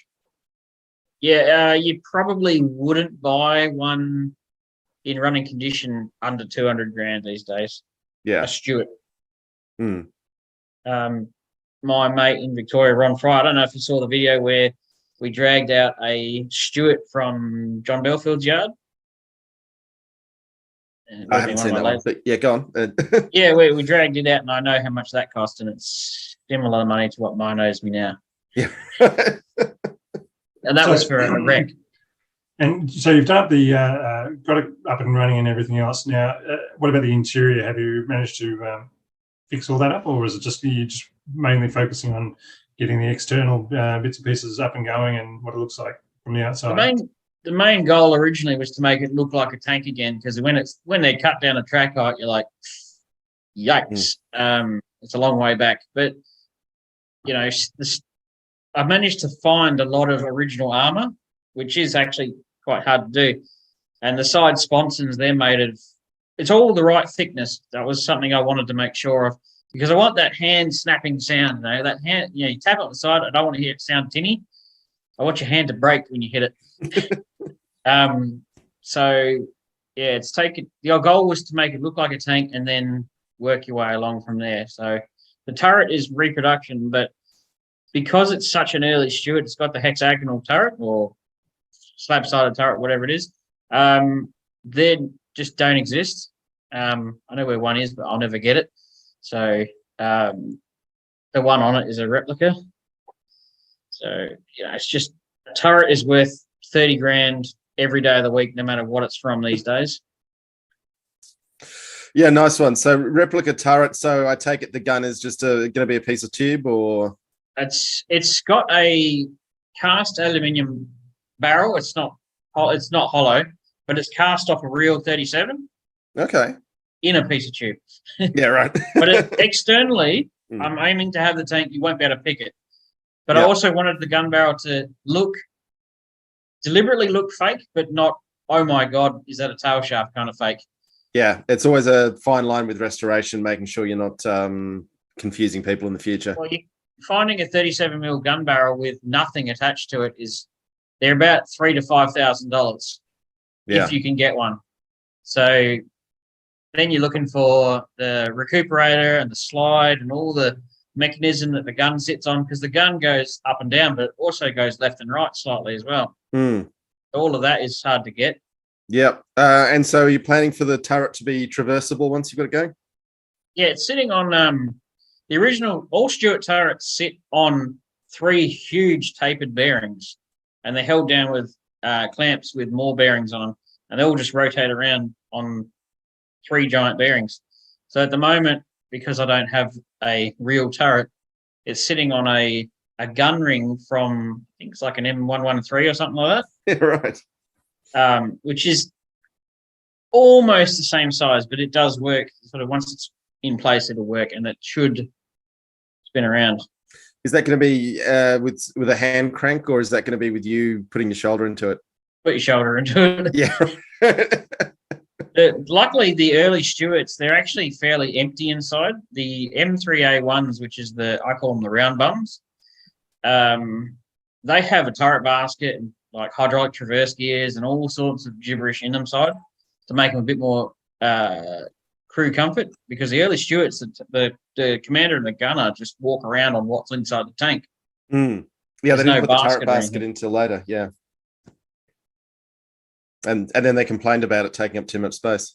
Oh, I wouldn't want to be a bow gunner with one of those. If that has a problem, you're in trouble. Oh, because they can't get out. Yeah. Yeah, yeah. Rob, you got any more questions? No, at this stage, I think it's just we know the history of it going overseas, the plans for the future. After this tank, do you think you'll, if you do sell it off, do you think you'll be buying another one? And if so, what would you look be doing? I can't not own a tank. Once you've got one, you've got to have another one. If somebody walked up when it's finished and gave me $250,000, so $250K, I'd get rid of it in a heartbeat and then start looking for another tank. But probably its value is going to be 200 grand realistically, because it's combat history. I want to get a Grant tank or a Lee, but they're starting to become really expensive. Not to mention the parts are hard to get. But Centurions seem to be quite an affordable tank. Massive, but affordable. Yeah, I mean, they were selling Centurions Army surplus for 25 grand each back in the 80s, which would have been quite the bargain to snap up as a runner back then.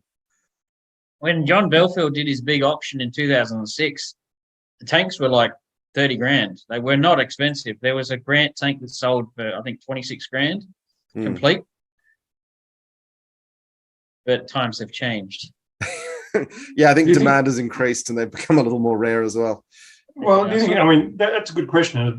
Why has demand increased? Would it be from the Cairns Museum opening up and YouTube making these things accessible to far more people than what previously everybody thinking, oh, I like tanks, but there's not much to actually engage with it unless you actually own one. Now that suddenly you've got the Cairns Museum, which is huge and everybody can get to, and YouTube and podcasts and everything else, that allows people to engage in the community and say, well, I like the idea of a tank.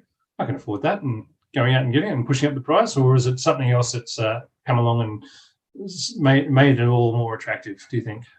It's collectors. They're all, so the tank community, there isn't everybody's got grey hairs. There's me and a bloke named Luke, and we're the youngest tank owners of the whole bunch, and we're in our 30s. Like in 20 years, the tank community is going to be very different because a lot of the people will be dead. Oh, 'Cause so they're might be all some old. cheap tanks coming on the market in those estate sales, eh? Problem might happen is the demand for them might die off because the people who are interested in them are dying off as well. If that makes sense, but I doubt it. I think museums have been buying them up quite a bit for. So I know that American museums have been buying a lot of Australian Grant tanks, and that I reckon has been driving up the prices because they don't have it because the Americans got rid of everything on Lend-Lease, and everything seemed to be in Australia for some reason. Well, we bought 1,000 of the damn things and never sent them anywhere. So I mean, that's quite a lot of them lying around. Well, that and the farmers. I mean, they sort of hurt them a little bit with the chopping them up and whatnot, but that actually made them survive. Whereas in like England and that, they sent them all to scrap or blew them up. Use them as hard targets and, for target practice.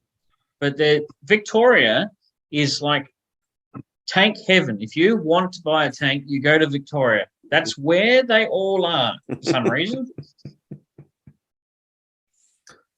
Yeah, hopefully not related to Victoria's far right problem, but yeah, who can say it's a big state? But yeah, Centurions and that, they're quite a cheap tank. You could buy a running one for about 150 grand. It's not unachievable. You mean you almost buy a Land Rover for that kind of Land Cruiser for that kind of money. Yeah, figure out some way to write it off on your taxes though. It's a tractor. Primary producer is the way you go. There's fewer places you can take a Centurion in this world, sadly. Well, I've got a mate in Ballarat who's got a Centurion Arv, and he's got a Scimitar as well. He's currently restoring. I think Peter and Lottie are actually restoring that one. I think you might have met them too through the Cairns mod. I met them at Cavendish. There was a big auction down there in Victoria, and I had a good chin wag with those two. Put a lot of names to faces or faces to names at that place. So they're restoring his Scimitar at the moment. Well, Scimitars, are they road legal in Australia? Because I know in the UK they are road legal. There's a lot of funny YouTube going on with that. Yeah, I don't know what the road rules here in Australia, but I've never actually tried. I know you can get Bren gun carriers on the road legally, but then it might come down if the police officer likes you that day. Oh, what if they don't like you? You're in a tank. I've driven Bren gun carriers, and they're horrifying to drive. They are so unfun. If somebody says drive one, say no. You've just ruined my dream of owning a universal carrier, but oh well. I had that discussion with Lottie about that, and we both agreed that they are the most uncomfortable things to drive. And apparently, at the Cairns Museum, it was punishment to drive a Bren gun carrier. Well, we might volunteer next time we're up there. Well, you drive like that. Yeah, the driving position is not ergonomic. Yeah. Yeah, and from what I drove one, the gear stick was under my left knee. Yeah, right. Literally was resting under my knee. I was like, this is ridiculous. Best of British design. And I have this saying is anytime you watch someone get in and out of a Stuart tank, it looks like a dog trying to find a comfy spot on the couch. Yeah. They're really difficult to get in and out of easily because of the way the hatch is open. Yeah. Okay. And a Bren gun carrier is a bit of an awkward one, so you've got to sort of drop in and then slide in and then pull your knees up to your ears. Yeah. I'd rather drive a Grant tank because at least it's probably the best position to be in as far as comfort goes, unless you're a commander or something, you're up the top. But at Ron Fry's place, he's got those things coming out of his proverbial, so you can sort of play around with those a little bit at his place. We'll have to have a chat with him at some point in the future. Yeah, probably it'd be a good one to actually go visit and sort of do almost a live podcast. He's a bit technology illiterate. Yeah, no, we'd put a microphone in front of him. Okay. Be a good visit though. I guarantee it would be awesome. Rob, have you got anything else you're after in this one? No, thank you.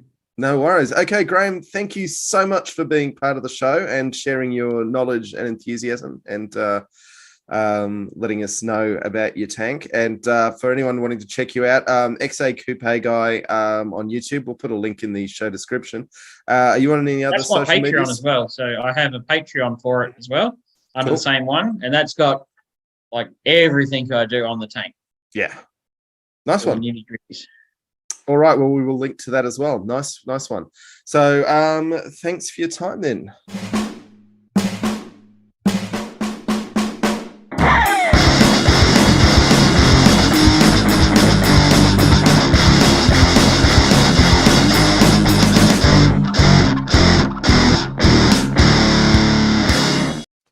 Hey folks, welcome back to us being live instead of us being pre-recorded. Hope you enjoyed that chat with Graham. For those who are wondering, the engine has turned over. It looked freaking terrifying. Lots of flame bursting out of the twin tailpipes. But he's done a great job of putting it all together. But don't worry, the main thing is the beer tube has been reloaded, and tonight. Or to this afternoon, John, we have our new beer. Are we moving straight to beer review? Yeah, of course we're moving straight to the beer review. So finish what you got. Let's tip it all out. Oh, I'm not pouring this one terribly well. I poured it well into the beer tube. Yes. Well, it's because there's nothing there. It's just water. So, for our M3 Stuart Light Tank M5 American tank, we have Sex in a Canoe. We have Coors. Which is 4.2%. So when they say light, they're talking about the carbohydrates, not the alcohol. So 4.2 is moderately respectable. So as they say in the can, it's called Coors in Australia, but known around the same beer known around the world as Coors Light, and it has 25% less carbohydrates than the leading full-strength international premium beer in Australia. Now I have known beer brewers to. When people come to them saying, I'd like a low-carb beer, to pour them a beer and say, here's a jelly bean. That's the amount of carbs you've taken out. Anyway, I don't see the point of low-carb beer. And I say that as someone who is diabetic and medicated for it.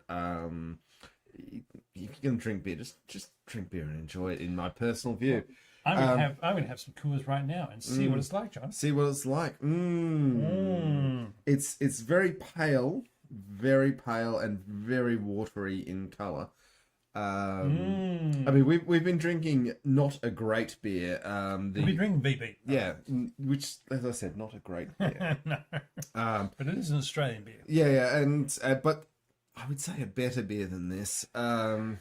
I mean, our taste buds have been refined to VB and lagers like it. The big issue is a bad lager, a distinguishing feature in the tasting notes that the international beer judges look for, is what is called the taste of wet cardboard. And cold, lagered, filtered, packaged. And I think packaged is the main point. It's mostly packaged. This beer has enormous notes of wet cardboard. But we do have a beer tube full of it, and we're going to drink We'll it. Drink it. I mean, it's not that bad. It's fine. You know, if I walk into a bar and I'm enjoying the company of the people in it, I'm enjoying your company, John. So I'm going to drink this beer with you. I mean, you're a bit disappointing, but I'll make do. Not the first time I've heard that one, but I'll live with it. My ego and id are fine with that. I jest. Rob's company is delightful. But this beer is... Especially after 2 beers. Yeah. Before that, he's a real bastard. Anyway, this beer is... It tastes of wet cardboard. It is not the best beer in the world. It is a beer that is merely adequate for the purpose of drinking beer with friends. It's not even a Carlsberg, probably the best beer. Yeah, Bjorn has been up us about my views on Carlsberg, and I stand by them. Take that, Bjorn. All right, Alan's made a few points about the 100 Hours War in between El Salvador and Honduras. Yes, it was the last use and only known use of P-51s fighting F-4 Corsairs, and the last use of World War II prop planes in an international conflict, I believe. 1969. So, yep, thank you for that. Oh, now I need to change the slideshow. Ooh, we're on to new things, boys and girls. Yeah, turns out I was wrong. wrong. I was wrong. I was wrong. horror. Last episode, I let the NAFO idiots on Twitter get me excited that the Battle around Bakhmut was a cunning Ukrainian plan to re-implement the Battle of Stalingrad. And no, Ukraine lost Bakhmut, and Rob was completely correct when he said it was just a bunch of light feints and nothing more. So I was wrong, and I am willing to be a person who says I'm wrong when I'm wrong. So there you go. On to other things that have happened in the world. Yep. Which one do you want to tackle, Rob? We've got quite the slideshow behind us for this one. I mean, we've got now. Let's stick with Ukraine, and we've got. I mean, the counterattack happening at the moment. My thoughts and speculations, and navel gazings, and seeing what I can see at the bottom of a beer glass says that the Ukrainians at the moment are still probing. Once their probes have basically concentrated the Russian forces in a certain area, and they'll figure out a way to break through in another area. And like the Kharkiv region last October, they will break through there. But at the moment, they're just probing, trying to figure out where they can get through. And it's going to continue for a while. The Russians, on the other hand, have reorganized themselves in order to say, hang on a second, we might be fighting a defensive war here rather than offensive war, and actually got themselves a little bit more organized for their support to the ground troops from helicopters and their tactical bombers. However, I still personally believe that when the breakthrough comes, all those air assets will bugger off out of there before they get overrun by fast-moving Ukrainian columns breaking through a breakout point in the lines, and they won't be able to stop them. So, but that'll be a little while coming. It's not going to be. The Ukrainians are not going to go for the grind that the Russians were quite happy to do to take Bakhmut. They'll basically probe until they find a weakness, and then when they break through, they'll spread out and cause havoc. That's my, as I said, totally. So 4 beers, 5 beers, however many beers, speculation. In we're going. I think the thing that people need to remember that perhaps don't is that it could be this Ukrainian offensive is going to peter out and be a humiliating failure. That is a possibility. It is not complete. It hasn't culminated. We don't know. It could also be that they are going to stretch the Russians and then have a major breakout and demolish them. At the time of recording, we don't know that either.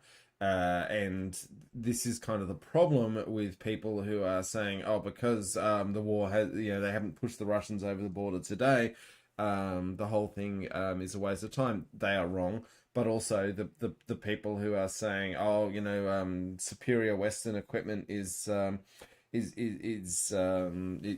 superior and everything is going to be great. They're not right either.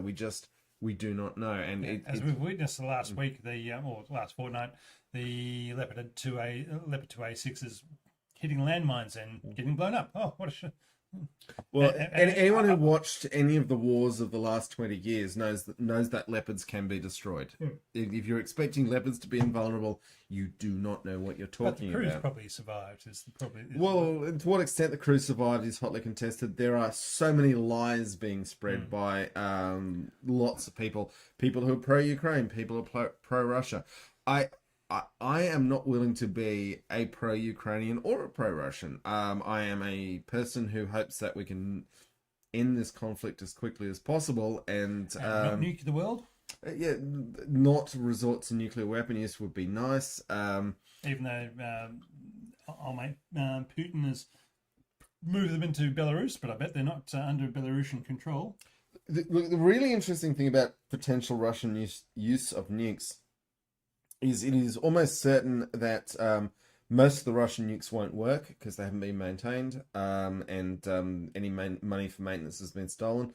I would not gamble my life on none of those weapons working though. No. So that's a real tough one because they're built to survive the Soviet era, so basically that's what you're looking at. But one of the other things is they have blown up the dam. Kharkova Dam?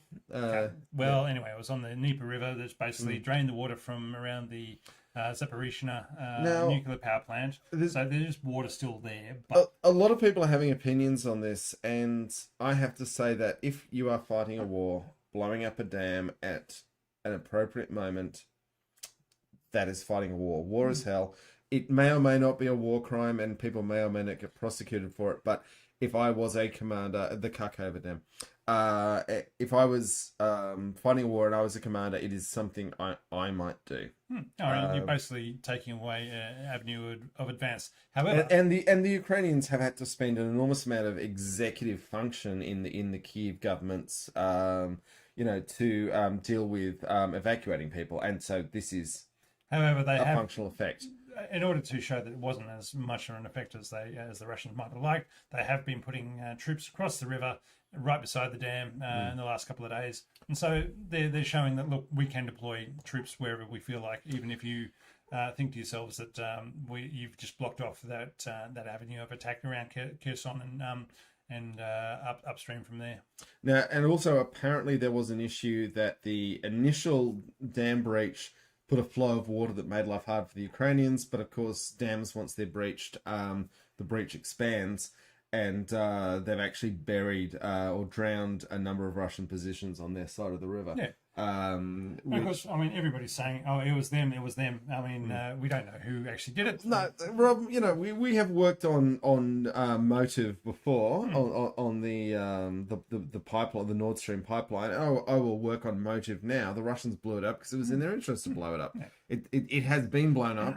One side had the motive to blow it up. I'm going to say it was them.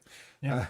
I'm just hoping that if Putin does decide to blow up the nuclear power plants at Zaporizhzhia, he does it after November, because we'll be in Europe in October, September, and I don't want it to happen. But personal interests, I'm a very selfish person. Take your calcium pills. Yeah, I'm a very selfish person in this regard. After I'm being there, but thanks very much. Yes. I'm I'm not going to the rugby with Rob because I can't afford it. because he bought a house. Anyway, let's move on. There's been some interesting discussion that the Russian Ka-52 helicopters, the crocodiles, are really causing some havoc in the Ukrainian forces. And partly this is because the Ukrainians haven't moved their anti-aircraft defenses forward. In the early stages of the war, helicopters were way less influential than people thought they were going to be. And the reason was that they are so easy to shoot down. But it's also a lot of technical coordination between organisations, because your helicopters don't belong with your armour or your infantry or your airborne forces. They're part of their own organisation, and therefore, when you're trying to organise all those things, there is a lot more bureaucracy and organisational inertia between the things. And look, realistically, what I feel that the Russians have figured out now is that because they're in a defensive war, that trying to contain any sort of Ukrainian breakout, it's much easier for them than when they're going on the advance and providing helicopters in the advance in support of armour and infantry and all the logistics going forward. Whereas now it's a case of, right, your job is to fly over there and shoot anything that is coming forward. That's a really easy job, and there's no coordination required. It's just they've been given patrol areas to work with. So that's why they're more effective. They weren't stationed around Kharkiv when the advance happened last October, September. And right now, I feel that once the Ukrainians do break out, they will quickly be flying back to Sevastopol or somewhere else, because in order to not get overrun, they're not going to be able to stem the flow of the Ukrainians coming through whatever gap they manage to breach, and they'll be running, getting the helicopters out of there.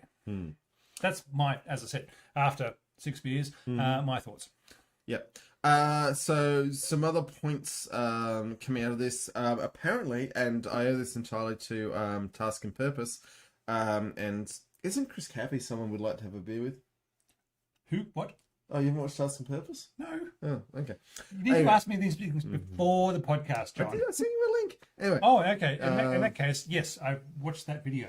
Okay, That- that's Chris Cappy, the Yeah, well, average it was- infantryman. Yeah, but it wasn't actually. There was no name there. Oh, well, you just meant to know at this point. Anyway, Task and Purpose made the point that apparently the Russian capture of Bakhmut, as opposed to my wrong prognostication of the Second Battle of Stalingrad, was based around the heavy use of the TOS-1A thermobaric launcher platform, which is basically a T-72 with an enormous rack of rocket launchers firing thermobaric weapons. Yeah, not an MLRS, but a short-range heavy missile launchers. Yeah, and thermobaric weapons, it's a fuel air bomb. No, it's under the Russian doctrine. They're flamethrower. classified as a heavy flamethrower. Yeah, it just happens to be a flamethrower with 3.5 or 6 kilometer range. Yeah. So now, who doesn't want a flamethrower with 6 kilometers of range or 10 kilometers of range? That's the ideal range for a flamethrower, really. But it fires the thermobaric rocket, so it distributes a fuel air aerosol and then ignites it, which gives you an enormous more bang for the buck than trying to combine the oxidizer and the reagent in the one package. Anyway, apparently the conquest of Bakhmut was highly dependent on using these enormous. You could claim they're the most heavily armed tanks that have ever existed. Look at what's that more heavily armed tank, Rob? You look skeptical. I'm always skeptical about declarations of one way or the other without actually looking at the numbers. Sure, but I'm sure. Where was the 125 millimeter cannon versus a rack of thermobaric I'm sure somebody's rockets. come up with the idea of whacking a nuke launcher on the back of a tank. All right, if there was a nuclear tank, that would be more powerful. But atomic. But absent Centurion Atomic has survived a nuke. Yeah, it's called the atomic tank. Yeah, absent a nuclear tank, you're not going to get anything bigger than a thermobaric weapon. Literally, it's thermobaric weapons up into nukes. Okay, let's talk about Ben Robert Smith. Yes, yep, he's huge. Yeah, he's really big. And the fact that the Afghani machine gunners, when he was charging their positions, did not see him. It's always astounding to me because is like when the Governor General at the time was a woman, was putting they had to put her on a box to give her a VC. And even then it was he had to lean down for her to. So let's talk about why we're talking about this. So since the last episode, a man who is described at times as Australia's most decorated soldier, which I keep coming back with, Keith Payne is still alive. Now, the counter argument is that Keith Payne's decorations weren't all Australian. Anyway, so there is a Vietnam era warrant officer who is still alive, who won the Victoria Cross and didn't torture war criminals to anyone's knowledge. Didn't torture unarmed civilians to anyone's knowledge. And then there's Ben Robert Smith, who looks really good in a beret, and his dad is a major general, and but is a corporal. And he was awarded the Victoria Cross and has, in the findings of Justice Bosanko, murdered at least 4 people. And as is in the slideshow for those on the video feed, he's Australian Special Air Service soldiers. Yeah, just for those corporal. who don't know. Yeah, and they took the prosthetic leg from a man they murdered and turned it into a beer glass and are still drinking from it. It's the shoey and or the boot is an Australian tradition, and to expand that to, it is horrible, but you can see where it comes from. Are you gonna die on that hill, Rob? No. Australians have made some horrible choices in the world. Yeah. I'm not saying but you can see how they got there. Anyway, the point is that there have been in Australia significant findings against special forces, a special forces operator, that they have been committing murders against unarmed civilians. And when the media was reporting on this, he's taken them to court for defamation and lost, is the main thing. More to the point, there are judicial findings now where we can say with absolute clarity that they have murdered people. And this is a big thing. Just remember, justice in Australia is not blind, because the only person at this stage to be charged for these war crimes that Australian soldiers have carried out is the whistleblower who highlighted that David McBride. that these war crimes have been carried out by Australian soldiers. He's the only person to be charged. He has been fighting. No, hang on. We are going to get to whistleblowers in a big way because Daniel Ellsberg died today. There has been. I will not die on that hill. Yeah, there has been one SAS soldier charged in March this year. Yes. But there are many more. Apparently, the Office of Investigation that's doing this has had to double its number of staff to 200 people in the last 12 months. So this is not good. There will be more, but the good thing is, we are trying. That's the bad thing is that it was still the only person who's being prosecuted is the whistleblower. Right? Yeah, but no, just I would also just give me one moment here. It is entirely worthy of discussion that in the defamation case that Ben Roberts-Smith lost, that gave these findings of fact to us, there were a number of soldiers in the Special Air Service Regiment who gave evidence against him. And it's probably been overdone with people saying, well, this shows that the regiment still has its moral courage because they allowed these things to happen for a very long time. But you've got to give them the extenuating circumstance that these people have come forward and been willing to give evidence, particularly with the whole code of silence and the enormous amount of witness intimidation that Robert Smith has been found guilty of attempting. To my mind, I mean, the big aspect of it is it was 20 years of warfare, and you can be good for so long before institutions set in and basically people, the nature of people under pressure goes bad, and that happened. You can be good for the first 5 years, you can be good for the first 6 years, and then whenever it happens, the culture changes and things go bad because you've been forced into a bad situation, and people make bad choices because they're stuck in that environment. I would also say special forces in the US and in the UK are all facing the same challenging accusations. This isn't just Australia, although the Brereton report, just look it up, folks, if you want to. Highly recommend you look it up. Did show that we've actually had a pattern of behaviour going at least back to the Vietnam War, with Australian soldiers carrying around enemy weapons just so that when they murder people, they can throw the weapons. Throw the weapons on their victims. And now you just have to have a radio and take a photo and say, "Oh, they were armed." They had a radio. Yeah. Nowadays it's just a radio. If you can have a throwdown radio, and you can say, "Yep, they had a radio, therefore they were an enemy combatant because they could call in whatever." Yeah. But look, as I say, it is a indictment on Australian justice system that the only person who, besides one other soldier who has been indicted, is the David McBride, the lawyer for.